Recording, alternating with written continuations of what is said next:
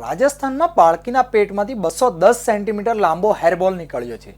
રાજસ્થાનના જયપુરમાં એસએમએસ હોસ્પિટલના ડોક્ટરોએ એક અભૂતપૂર્વ સર્જરી કરી હતી અને 14 વર્ષની બાળકીના પેટમાંથી 210 સેન્ટીમીટર લાંબા હેરબોલ એટલે કે વાળના ગોળાને બહાર કાઢ્યો હતો। અત્યાર સુધીમાં આટલા લાંબા હેરબોલને કોઈના શરીરમાંથી બહાર ના કઢાયો હોવાના અહેવાલો છે। આ પહેલા ડોક્ટરોએ 180 સેન્ટીમીટર લાંબા હેરબોલને બહાર કાઢ્યો હતો। આ બાળકી આગ્રાની રહેવાસી છે અને ધોરણ 10માં અભ્યાસ કરે છે।